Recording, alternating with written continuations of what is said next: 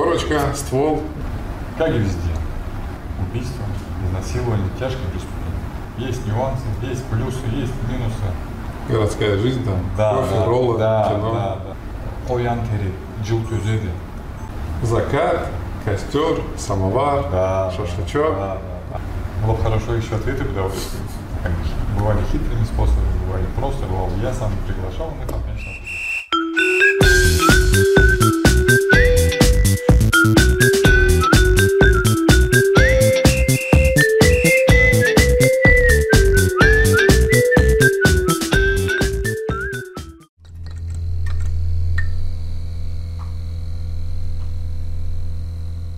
Ассаламу алейкум всем, кто смотрит наш очередной выпуск. Сегодня у нас в гостях начальник сыскного отдела управления МВД России по городу Ставрополю Азамат Азриталиевич Долаев.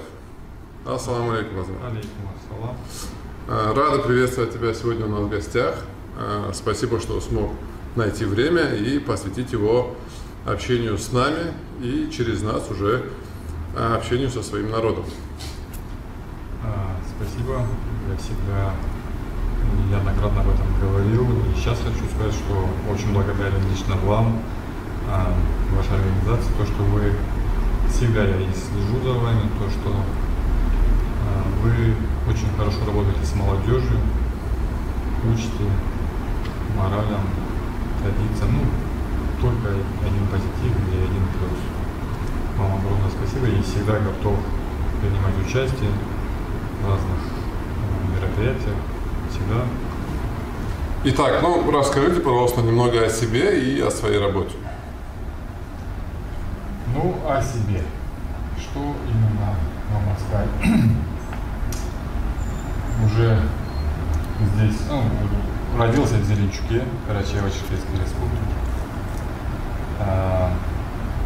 Школу окончил там, учился, и в садик там ходил также. Вообще родом из Зеленчука. Закончил школу, приехал сюда в 2003 году учиться в Ставрополь. Вообще изначально у меня желание было не сотрудником полиции стать, а сотрудником медицины. И вообще приехал сюда поступать в медакадемию, тогда еще медный институт, по-моему.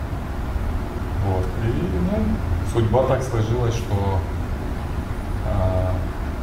поступил в школу полиции, тогда она называлась школа МВД Краснодарского университета. Вот. Закончил, здесь остался по направлению работы, до сих пор работаю. Вроде уже привык, есть нюансы, есть плюсы, есть минусы, как и везде.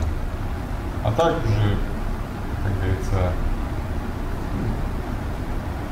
большее время, наверное, чем я занимаюсь, в службе уже, например. Сказали, что есть и плюс, и минус, в работе. Сразу, да. Какие плюсы и какие минусы? Плюсы? Такие три самых главных плюса работы в органах. В органах, когда работаешь, корочка, ствол, мигалка на машину. Нет, это... Я вообще противник таких, которые пользуются своим служебным положением. Конечно. Нужно всегда... закон для всех один. Так как я сотрудник полиции, я вообще должен быть образцом законности. И чтобы гражданин смотрел на меня, гражданский человек, и говорил, что если себе не позволяет сотрудник, полиция, который может каким-то привилегием пользоваться, тогда как я могу позволить я, чтобы себе он такой, ассоциацию он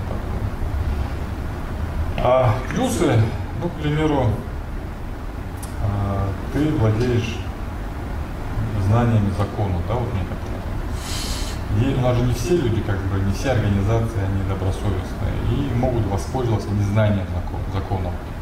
Простых граждан. Да. И ты ориентируешься в этом плане. Это один плюс. То есть первый плюс это компетентность, да? Да.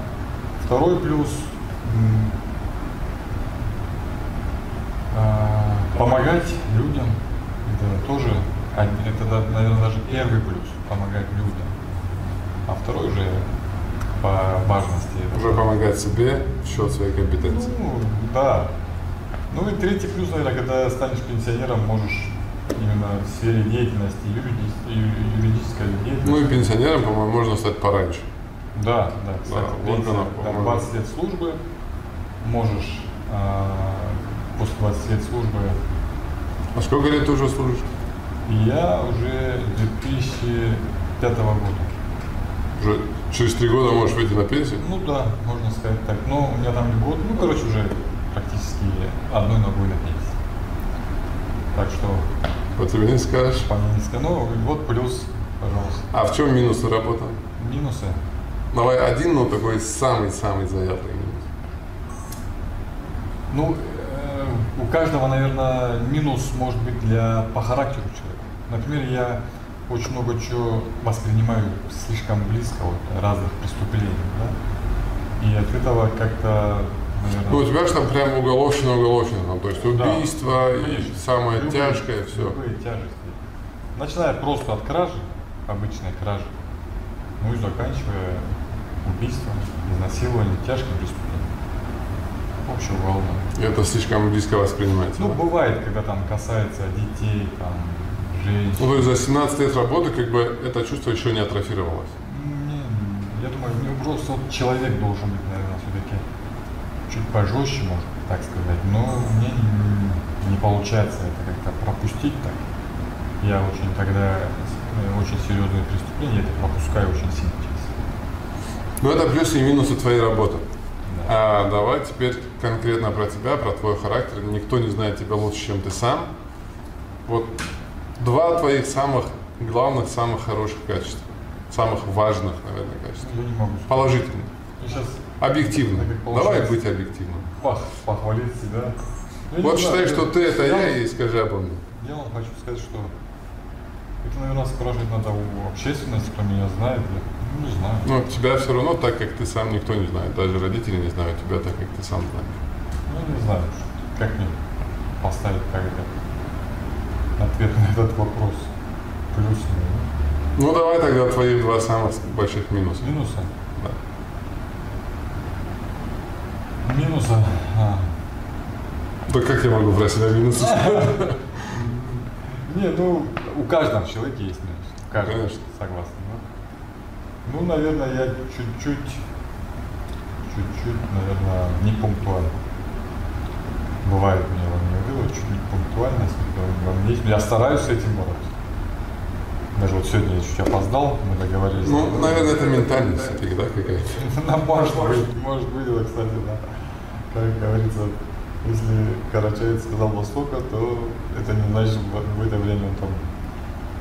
Может быть, я согласен. А так, не знаю, у нас есть очень много общих друзей, знакомых. Насчет плюсов можете у них спросить. Я думаю, даже так же про минус я еще могу сказать. Ага. Я очень такого характера, который тяжело входит в современность бытия. То есть некоторые говорят, да уже 21 век, уже можно это допустить, я как бы не могу. Ну, это в плане каких-то вот технологий или в плане каких-то свобод моральной, вот толерантности какой-то? Скорее всего, да. То есть более старомодный, такой старый закалки. Да. Более так. Я как-то вот даже начиная внешнего вида у мужчин, у женщин, я как-то больше как-то остался как-то в своих годах. Ну вот именно вот это твое качество, оно как бы воспитано чем? Кем? Это отец, это мама, это бабушка, дедушка, может это там, не знаю, национальное какое-то горское воспитание, может это религиозный отпечаток какой-то. Вот если так подумать, на фоне чего у тебя вот старая закалка вот эта? Ну, очень хороший вопрос такой. У тебя всегда хороший вопрос.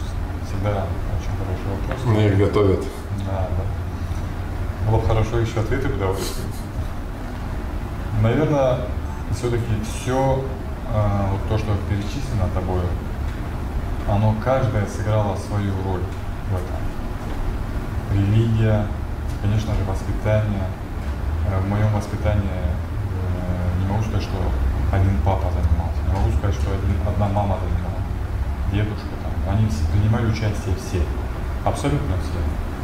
Только кто-то определенный уклон, акцент делал в своем направлении. Например, папа там как-то старался меня научить в технике, там, да, автомобиле, там, разбираться. Там, мама там старалась там еще кое-в чем своей специфике.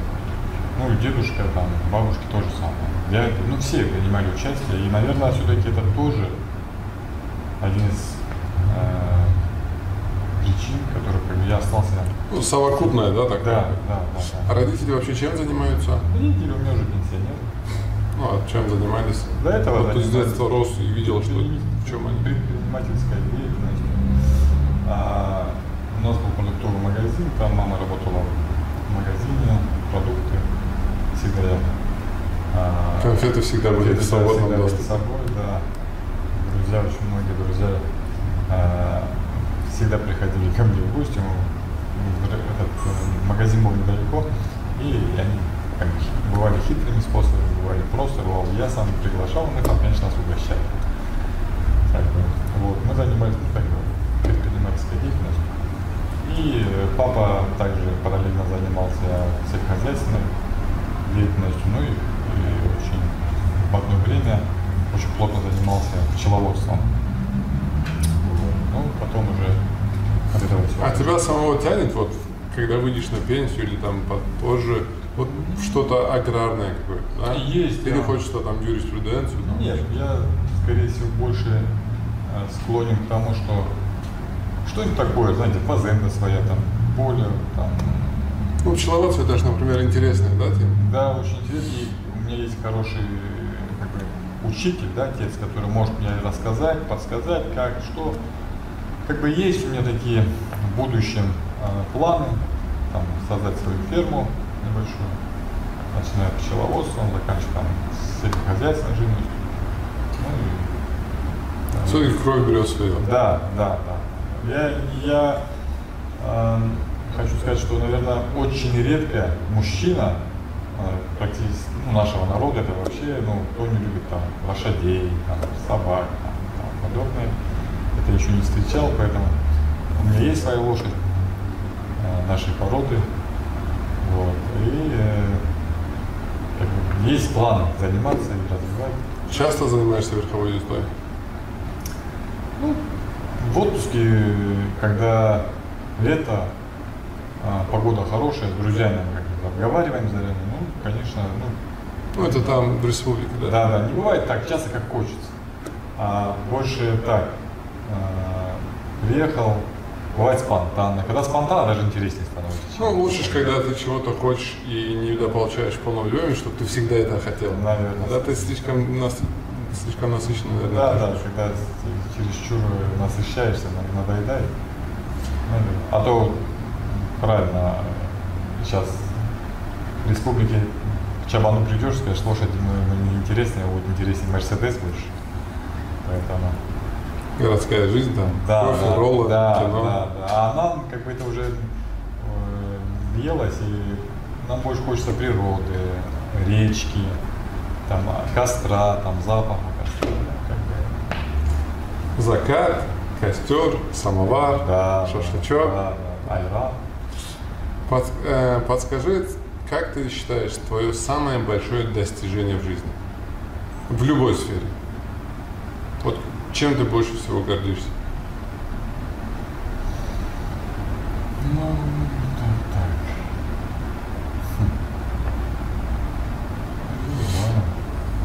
Я не горделивый. Не, но гордыня и гордость это чуть разные вещи. Давай подумаем.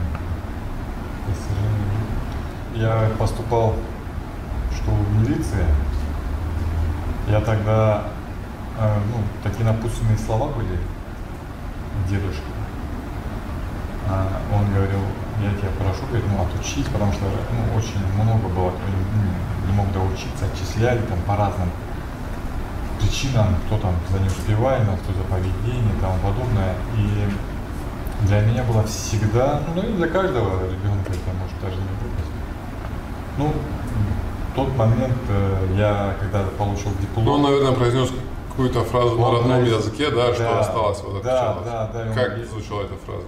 Он говорил, что мы на тебя надеемся, и қоян тері жыл төзеді, сен қоян теріде мұң сусыды, ну, былай ұялтқан.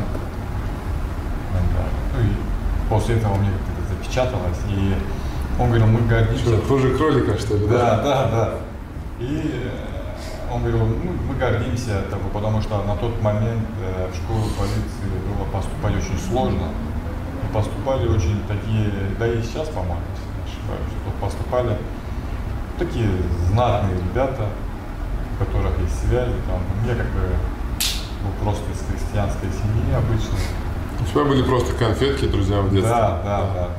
И все, больше как бы не связей таких, что грандиозных, там, у кого-то там, обычно вот мои однокурсники, практически у всех отцы там полковники, либо мамы, либо дяди, кто-нибудь, ну, кто-то в сфере деятельности работает. И они как бы поступали... Ну, и один из твоих одногруппников или однокурсников, сын одного из самых крупнейших застройщиков, да, сейчас здесь, на юге России. Да. Ну, и вот как бы подобного рода. Ну, практически. Да. И как бы для меня всегда было это очень большой трагедией, если у меня, например, была пересдача. Я переживал, потому что у нас было, как и везде, наверное, второй раз не сдал, первый раз не сдал, второй пересдача, на третью комиссию отчисляют. И я очень переживал за это. Ну, я старался, и когда я учился, взял этот диплом. Часто бывали у тебя пересдачи? Ну, бывали, не скрою, бывали. А по каким причинам? Ну, наверное... Несерьезное отношение? Да, какое-то? скорее, давайте скажем правду. Не то, что, вот, думал, потом поучу, потом законспектирую как-то больше. Я как-то не высыпался, скажу так, потому что у нас казарма была. В казарме как-то, все равно это сложно для... Ну, тогда же, как считается, ребенок, 16-17 лет приходишь, тебе в казарму, в 6 утра подъем, 10 часов отбой, а еще учиться надо, еще то, тренировки. Ну, короче, энергию выматывал. И вот получил ты диплом. Да, я получаю диплом. Назидание своего деда ты как бы исполнил. Да, я тогда пришли на мой выпуск, на вручение моего первого офицерского звания и диплома. Родители, дедушка, тети, родственники, как все обычно, как это бывает. Они были, я видел в их глазах гордость. Ну, соответственно, эта гордость и автоматически меня также вдохновляла, то, что вот я это сделал, как бы ради них, вот это, я считаю, достижение. Ну, твое достижение не то, что ты закончил, а то, что ты то, что я смог это сделать, и, не ударил в грязь лицом перед дедушкой своим, их надежды я как бы оправдал. Вот, после этого, когда я стал на руководящую должность, тоже как бы, радуются до сих пор. Каждый же родственник, брат, родители, они радуются, когда их родственник, сын, брат там каких-то высот маленьких, больших, немедленно каких-то успехов добивается в жизни, они всегда гордятся этим. Когда человек какими-то пакостями он губит свою жизнь, тогда, конечно, это родственников, родителей, это, конечно же, унижает и, как сказать, обижает, вы мне поняли. Ну, это про достижение. А твой самый большой провал какой-то? Вот. Провал? Да, в жизни, в любой сфере. Провал жизни.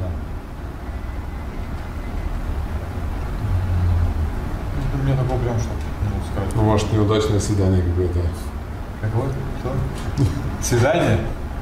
Ой, это много было, я это за провал не считаю. Как в жизни все бывает. Кому-то нравишься, кому-то нет, кому-то еще что-то.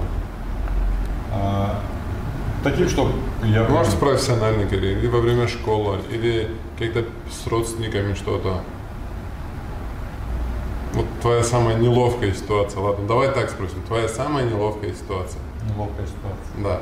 Вот честно и открыто. Я обманул один раз очень уважаемого взрослого одного человека, ну, можно, я фамилию называть не буду, родственника. И буквально, вот я ему рассказал про одну историю, в которой он был заинтересован. И через некоторое время он узнал об этом, сразу же, можно сказать, через там, буквально полчаса он об этом узнает. Мне было тогда очень стыдно, и я с того времени так понял, что лучше всего говорить правду, какая бы она ни была.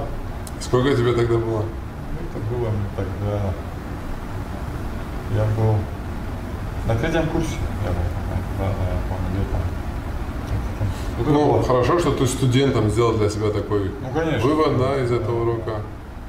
Потому что я стараюсь на сегодняшний день держать, потому что реально очень неловко, когда еще взрослого человека, ладно, там ребенка каким-то образом, а когда взрослый человек, для меня это был очень большой урок. Так что я хочу сказать всем, лучше какая-никакая, пускай будет правда, но никогда не обманывайте человеку, смотря в лицо. Да, и за спиной тоже. За спиной тем более, конечно. Обманывать, говорить за него что-то не надо. Чем ты любишь заниматься в свободное время? Чем ты занимаешься? Вот, какие у тебя увлечения, хобби? Больше всего я люблю быть с друзьями, с родственниками, с веселой компанией своих друзей, родственников. Чтобы мы сидели там, желательно на природе, хорошую погоду, если погода не позволяет, то дома. Самовар, шашлычок, костер, так, все можно. Совершенно верно, совершенно верно.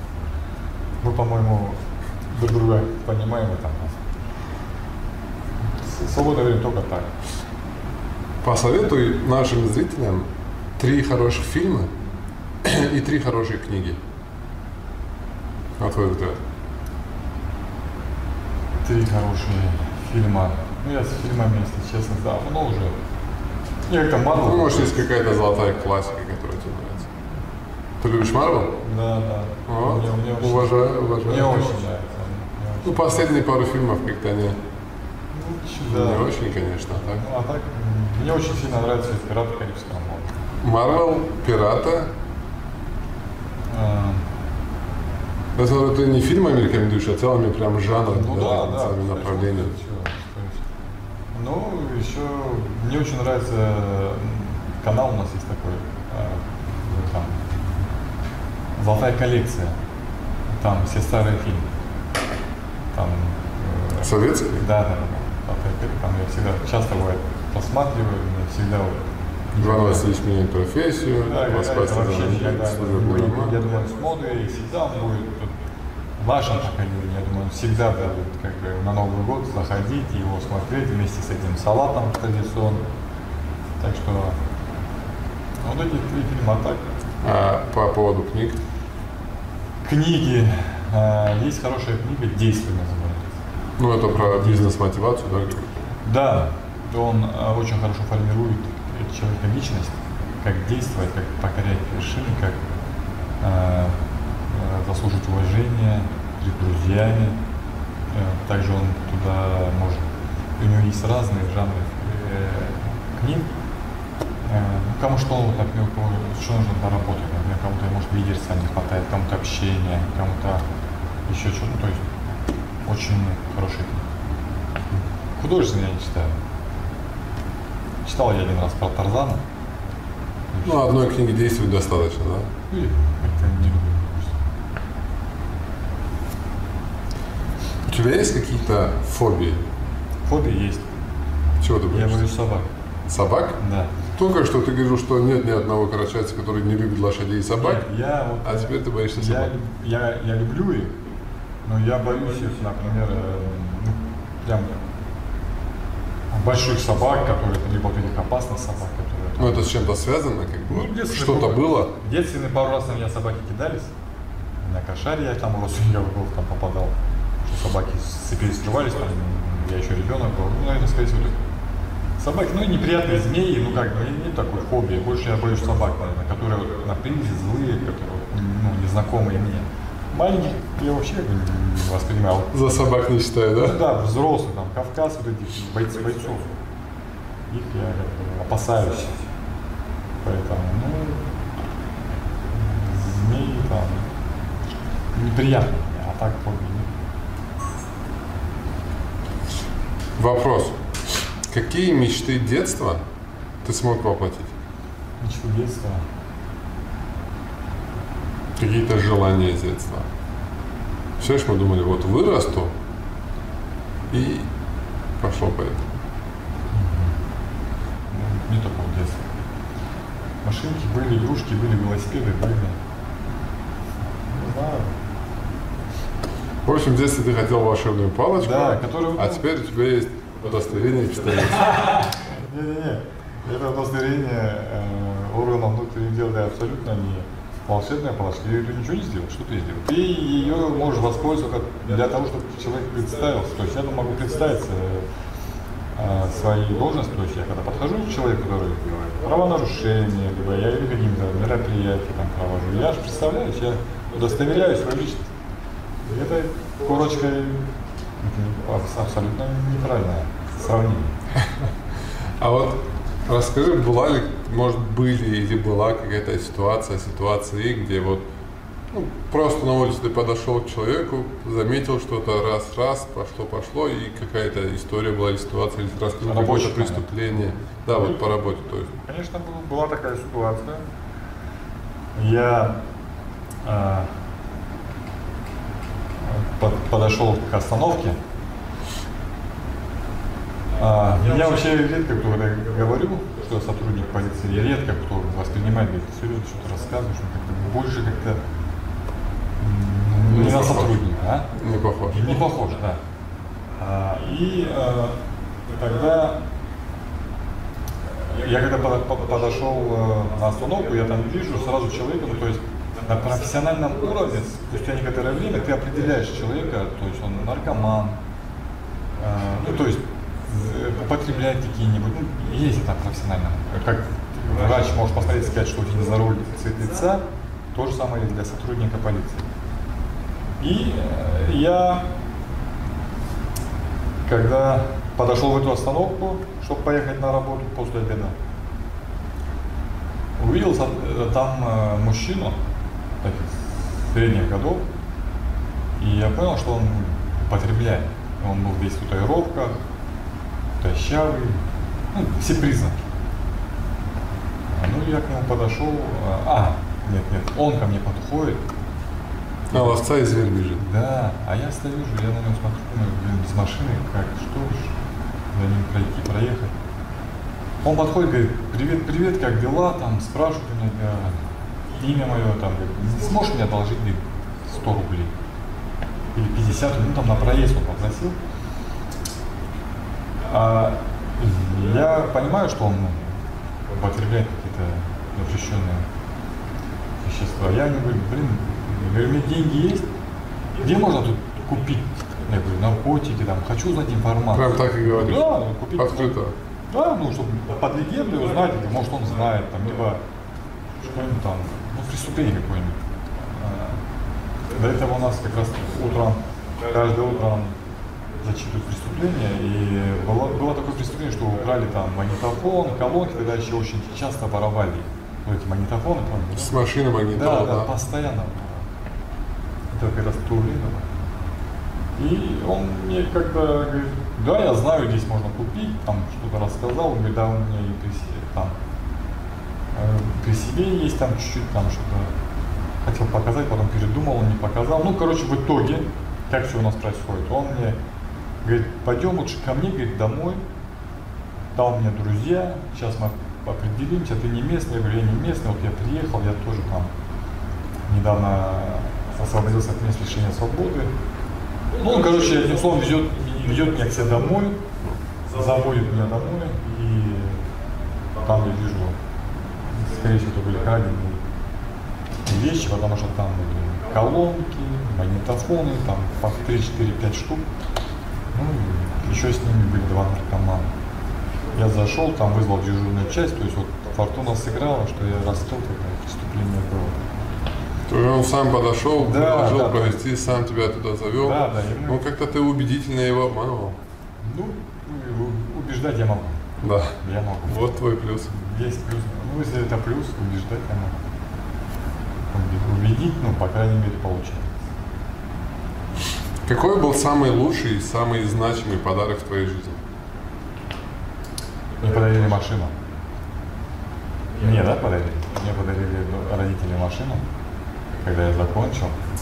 И спустя 2 года работы, я 2 года работал, они мне сказали: так, вот хорошо ты отучился, молодец. Они обещали мне после учебы купить машину. Потом сказали: 2 года отработаешь достойно, получишь там старшего лейтенанта. Мне как раз через 2 года должен быть старший лейтенант. А их надо купить. Я вот получил, они мне купили мою первую машину. Такую, как я хотел. До этого были у меня машины там, ну, советского образца, вот иномарку, которую я хотел, мечтал. То есть у тебя сбылась, гелик прибыл. Ну, не гелик там был, ну, неплохая машина тогда. А самый такой значимый, хороший подарок, который ты делал? Я делал. Я лошадь подарил. Что нужно сделать, чтобы получить от тебя в подарок лошадь? Лошадь. Коня. Коня. Надо быть хорошим, порядочным человеком, чтобы я возгордился, что у меня есть такой друг, знакомый, товарищ. И также он должен мечтать также об этом коне. Какой самый ценный совет тебе давали? Какой был самый лучший совет в своей жизни? Ну, мне всегда вот до сих пор дают этот совет. Ты слишком доверчивый, говорят. Вот мама говорит, там папа, ну дома все. Ну это предостережение, да, как будто? Да, не доверяй, потому что слишком доверчивый, слишком открытый. У меня, например, что-то вот запланировано, вот чуть идет вперед, да, я начинаю про это рассказывать. Я могу тебе рассказать, могу товарищу рассказать. Вот так у меня, могу мало знакомым там поделиться своими планами. Хотя нельзя так делать, это даже в хадисах есть ислам. Нельзя. Пока не сбудется, рассказывать свои. Ну, нужно советоваться со знающими, да, как да. А совет мало. Ну просто так рассказывать. А вот у меня вот минус вот этот, скорее всего, и есть, потому что я рассказываю всем. Я могу рассказать там, грубо говоря, даже преступник, который сидит в кабинете, вот, если эта тема задела, там, мои интересы, да, вот, к примеру, какие-то там. Любишь поделиться? Ну да, я тоже думаю, кстати, вот я хочу вот так вот, а как ты считаешь, да, и вот он не может для этого как чуть... А он не может понять, что тут происходит. Да, вот это и есть. Я стараюсь так говорить, кстати, ну, конечно, такие прям серьезные моменты не рассказываю, там очень такие, а такие вот, ну, откровенничаю. А вот если мы говорим про советы, если вот кто-то из твоих знакомых, из родственников, там, из подрастающего поколения, вот кто-то захочет пойти по твоим стопам, вот посмотрит, скажет, я хочу быть как ты. Какие советы ты ему дашь? В первую очередь, пускай он понимает, что это уже человек становится полностью государственным лицом, гослицо, да, чтобы он, ну то есть от него может все зависеть. Он берет в руки судьбу человека. То есть он должен быть объективен, он должен быть честен. Если он это характер в нем есть, что он такой, то я думаю, это его служба. А если туда идет, как ты вот сказал, там корочка, мигалочка, там тонировочка, это не человек органов. Таких людей брать не надо, честно, потому что такие люди потом много чего себе позволяют, ненужных вещей, абсолютно ненужных, которые ломают судьбы людей, жизни. В общем, еще до того, как он подаст документ, он должен для себя понять. Конечно, конечно. С какой именно целью? Что он ждет в этой работе? Если он ждет мигалку и тонировку, это просто он будет, как сказать, большую ошибку сделать в своей жизни и будет всегда негатив в отношении лица, рассказывать, говорить про него будет, что он нехороший человек. Надо, чтобы ты понимал, ты туда идешь защищать права граждан, остерегать раскрывать преступления, либо там какая у тебя там направленность и тому подобное. Но ни в коем случае не пользоваться какими-то своими благами должностных полномочий. Абсолютно. Бывало такое, что в какой-то момент работы, когда вот прям все собиралось в одну кучу, хотелось вот забить на все и уйти вообще в другую сферу? Конечно, бывало, что посещали такие мысли, что уволиться. Это, я думаю, в любой сфере. И почему ты остался? Вот. Я вот подумал, ну, потом я как бы взвесил все. Ну, это, наверное, неоднократно, на горячее. да? Сюда. А? Это неоднократно были ситуации? Нет, мне это было раза два в жизни. Угу. Это вот одно на другое все накладывается, там что-то, где-то там проблемы дома, проблемы на работе, там проблемы у друга, еще что-то, свои проблемы, это все накладывается, ты не успеваешь за работой что-то сделать, там ты видишь какую-то там необъективность со стороны там с руководства, может, да, какое-то. Ты думаешь, да ну и вот, как бы бывают такие моменты. Но это неизбежно, это у каждого будет. Это в любой профессии? В любой сфере, я считаю, в любой сфере каждый что-то будет для себя ставить такую планку, что этот руководитель для меня там придирается, не объективен, тому подобное. И это может привести к этому. Может быть, какие-то время не успеваешь там для себя уделить, для спортзала, ну по-разному. Были у меня такие ситуации, как бы, 2 раза у меня в жизни так прям серьезно было, потом я это как бы вот вспылил, потом я как бы прихожу домой, там, осознанно так сажусь и начинаю для себя вот ставить, так, подожди, у тебя не получается. А если у тебя не получается, почему? Потому что и начинаю сам для себя анализировать. Записываю прям беру А4 и пишу так, ага, а что для этого я сделал? Ага, значит, здесь я больше поспал, вот здесь потратил 2 часа лишних, а здесь я не смог уделить эти 2 часа, значит, ага, значит, проблема в ком? В тебе, Азамат. Значит, тебе надо это исправлять, чтобы ты мог вовремя уйти в отпуск, вовремя поехать там на свадьбу к твоим друзьям, родственникам, тому подобное. Так бы. И в любой проблеме нужно сначала ее полностью анализировать. Если проблема реальна, и ты должен объективно ее, если проблема не в тебе, тогда уже, конечно, надо стараться решить эту проблему, которая не в тебе, какими-нибудь методами, способами. Закон. Но в основном всегда проблема в самом человеке. Я считаю, да. 90% случаев, да? Я думаю, да, любая проблема приходит человеку от его самого, от его действий, от его образа жизни. Вот ты сейчас так подчеркнул, что проблему нужно решать законно. Да. Часто предлагают какие-то незаконные бывают пути решения? Конечно, бывают. Бывают, конечно, и обращаются, и предлагают, но я к этому очень строг и своим По какой причине? Ну, это не закон. Ну, если бы ты... Человек хочет избежать своего наказания, дать деньги и избежать своего наказания. Как? А где справедливость тогда? А как тогда вот? Ну, то есть проблема не в том, что ты боишься, что ты нарушишь закон, что тебя потом спалят со взяткой. То есть я отвечу, да? Но вот да, тут проблема больше в этом или в том, что все-таки раз он совершил преступление, он должен сесть? Конечно, если он совершил преступление, свое преступление, которое он непосредственно сам спланировал, я не знаю, спонтанно он совершил, он должен ответить. Правильно? Это будет несправедливо, если каждый будет там каким-то образом свои преступления скрывать, либо каким-то образом решать эти вопросы. А украли у человека, скажем, корову, к примеру. Хозяин коровы-то как бы? Ну, украл корову, он возместит ему корову, тебе стоимость коровы и да еще на благотворительность коровы. Не надо мне, ну что, ну а как?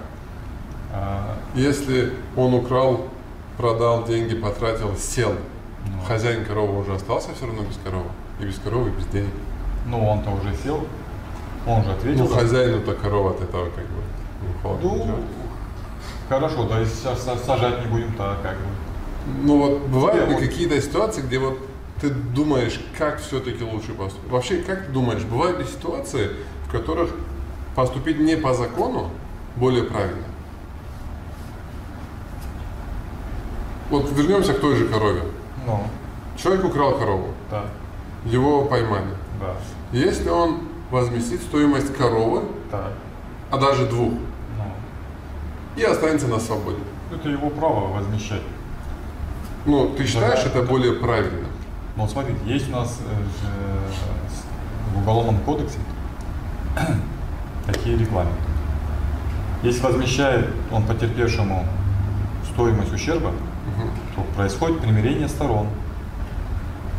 Судьи примиряются. Даже совершив уголовное преступление, Конечно. за которое положен какой-то срок. Конечно. Тогда... И человек может не сесть. Конечно, конечно. А, то есть это как бы законно. Это закон. Ага. Законные действия. Ну давай, я просто не Незаконно. силен в законах.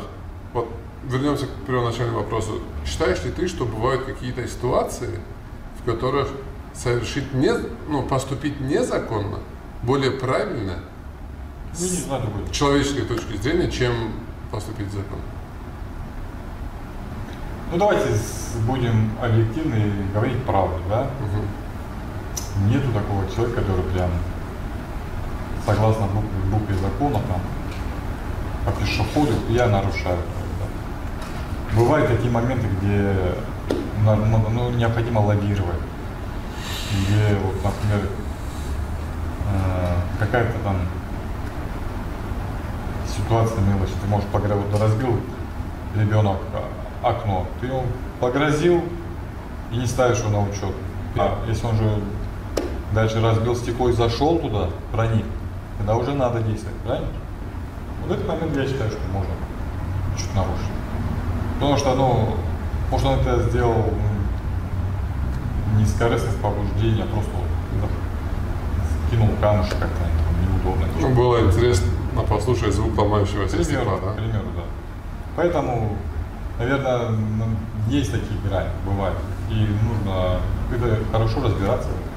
А так, нужно, когда делаешь все согласно закону, очень легко жить, я вам скажу. Очень проще. Намного проще, и нет никаких. Самую большую взятку, которую тебе предлагали? Не было. Не предлагали?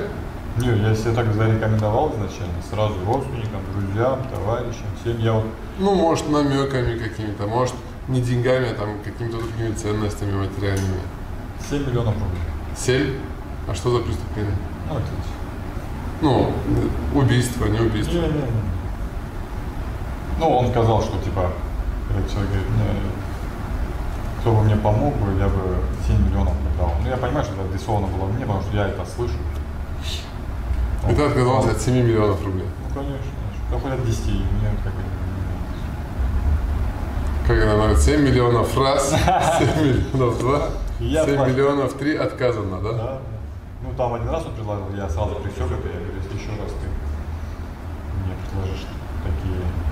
Ну, правда, он как бы, просто так, как бы, разговаривал про себя, не в адрес меня, вот так сам вообще, я просто кто мне помог, я даже 7 миллионов дал. Ну, то есть конкретно ничего вроде как бы и не сказал. Да, ну, понятно было. Как говорится, у нас в Карачаевцев Кельна Майтама, Пазамайтама, Кельна Мещи. Ну, так примерно это было, и я сразу пресек это. Я говорю, уважаемый, если вы еще раз от вас я услышу такую подобную речь, я, соответственно, отреагирую. То есть напишу рапорт о том, что человек мне предлагает. Это каждый сотрудник должен делать, когда ему предлагают какие-либо взятки, он должен сразу написать рапорт обоснованный и зарегистрировать его. Вот раз ты произнес только что нарциус, Да. и нарциус это какие-то пословицы, в которых заключена мудрость народа, да? Да. Вот твоя любимая такая пословица. Вот это одна из любимых. Замайтама Кельна Да, потому что я очень она к месту попадает. Ну, вообще, по-моему, все пословицы они такие очень актуальны. Да. Но раз ты говоришь, что одна из любимых, просто очень часто сейчас мы сталкиваемся с проблемой, что когда человеку говоришь, там, скажи свой любимый нарциус. Некоторые даже не знают, что такое нарциус. И им очень сложно назвать хотя бы один. А раз ты говоришь, что это одна из любимых, давай тогда еще две. Еще Чтобы две? было 3. Ну, и это мне папа всегда так говорил. Жылары келген жаш атасын сақалы ойнайын. Есть такое? Есть, и вот как ты это понимаешь? Ну, когда... что это, ну, как бы, понятно, а вот это... Ну, когда я бывал, там, папа там подшучивал туда-сюда, там, ну, то есть словесно, там, пап, туда-сюда, что-то, и он давал намек, уже все. Ты же грани переводишь, да. Ну, кто из взрослых, там, дядя, папин брат, там, дядя, там, ну, взрослое поколение, они сейчас, я тоже сейчас воспользуюсь, как племянник, более младшие братья. Это тоже мне так бывает, когда вижу, они там, бывает, там, подшучивают, там, сотрудник, мент, там, Часто, кстати, это... Да, это когда, особенно в компании, когда с друзьями сидишь, начинается там эти все. И мент, и тот, и сё, и так, и всяк. Ну, я не обижаюсь, ну, что делать. Ну, мент и мент, да. Да, мент и мент. И третий нарцисс? Третий нарцисс сейчас.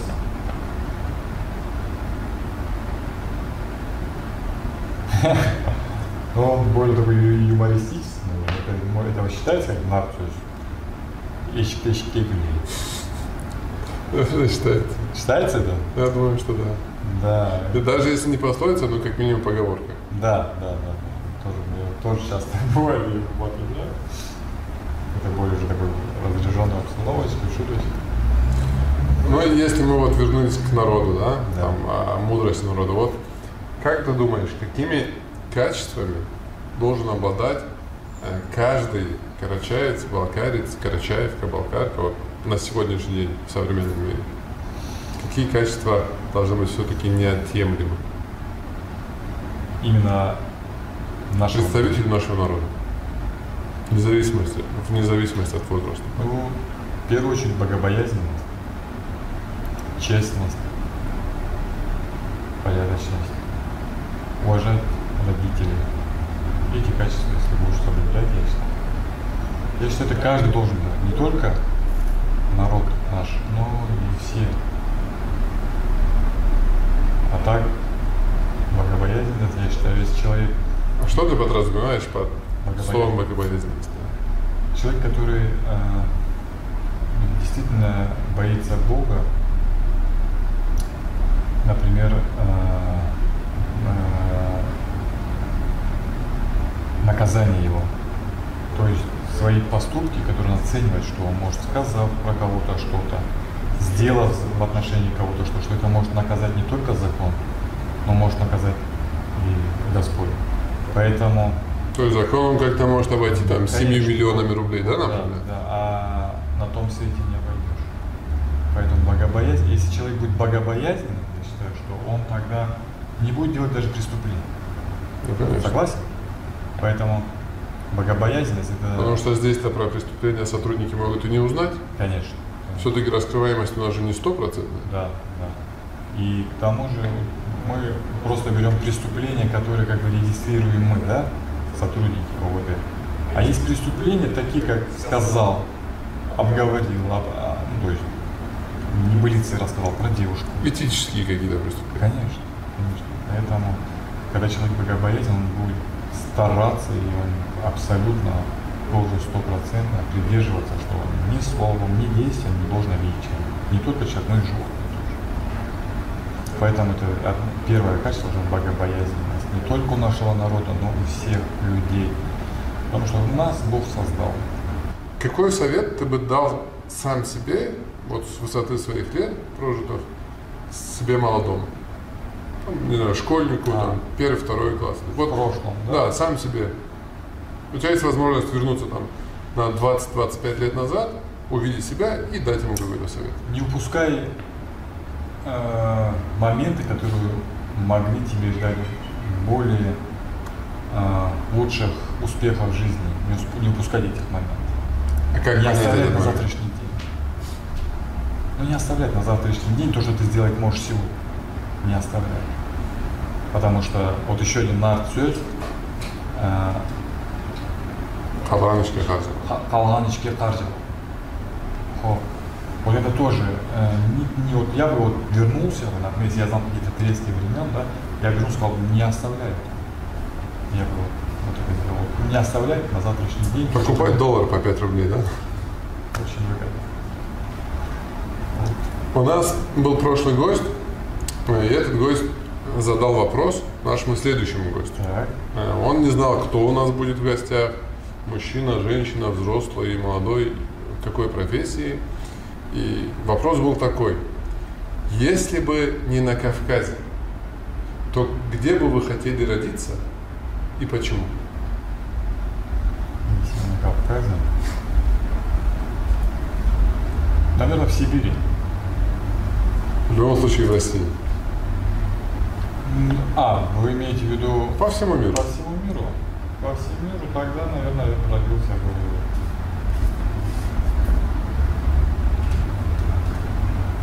там, где постоянно тепло. Вот я люблю такую погоду, я не люблю зиму. А так в Сибири, почему-то что там более, по духу они нам ближе. Чем? Они такие же добрые, отзывчивые сибиряки. То есть то Сибирь, то там, где тепло. Контраст какой-то. Ну да, согласен. Я имею в виду именно к людям. Короче, хочется, чтобы либо я вот, например, среди людей было тепло, я ж в либо Майами, на улице я было ж в Майами не знаю, какие там люди, например. Я же не знаю, какие там отношения, человечности вообще. Вот сами по себе люди какие, я же не знаю. А вот я уверен, что в Сибири там люди, они такие добрые, я наслышан. Я там сам не был. Не был, но я Просто наслышан. Да. Что они добрые, что они отзывчивые, что они духом и всеми они близки к нам. Например, центральная Россия, там злые люди, там не помогут так-то, да, больше как-то отмечал. Больше вот Сибирь, она такая, более человечная. Жил, наверное, в Майами, почему там тепло постоянно, океан. Я не знаю, какие там люди. Если был бы выбор такой, что вот в Майами ты живешь, там люди как в Сибири. Я бы, конечно, сказал бы Майами. А если сказали бы, нет, там не как в Сибири, там люди добрые, да? Я бы вполне, наверное, таким. И вот по аналогии задай какой-нибудь вопрос, который мы зададим следующему гостю. Мы сами не знаем, кто еще будет следующий гость, поэтому ты тоже, соответственно, не знаешь. Любой вопрос, да? Любой вопрос, который ты считаешь нужным, важным, интересным, правильным, уместным. Мой вопрос будет такой. Что нужно сделать, что необходимо сделать для нашей молодежи, чтобы она относилась бережнее к своим традициям, своей религии, своим обрядам и также бережливо хранили его и передавали с поколения в поколение? Прекрасный вопрос, отличный вопрос. И в конце нашей встречи, в конце нашей беседы хотелось бы попросить тебя обратиться к молодежи, обратиться к подрастающему поколению и сказать вот то, что на душе, то, что чувствуешь, и сделать это в камеру. Уважаемая молодежь, мое обращение и напутственные слова для вас следующие. Желаю, чтобы вы никогда не позорили ни нашу страну, ни наш регион, ни нашу национальность, ни свою фамилию, ни свою родословность. А только чтобы мы гордились вами, чтобы вы достигали наивысших высот, чтобы вы познавали наивысшие познания, чтобы мы могли только с вами гордиться, всегда могли сказать, что это выходит с нашей республики, житель нашей страны, чтобы мы всегда могли гордо смотреть в глаза любому человеку за нашу молодежь, в любом регионе, в любой точке нашей большой земли. Сегодня у нас в гостях был майор полиции Азамат Дулаев. Еще раз благодарю за то, что выделил время, пришел, рассказал, искренне поделился. Спасибо тебе за твою деятельность, за твою искренность, за твою службу. И благодаря тебе и таким, как ты, мы знаем, что от преступления даже за 7 миллионов не отмажешься. Спасибо. Сау бог.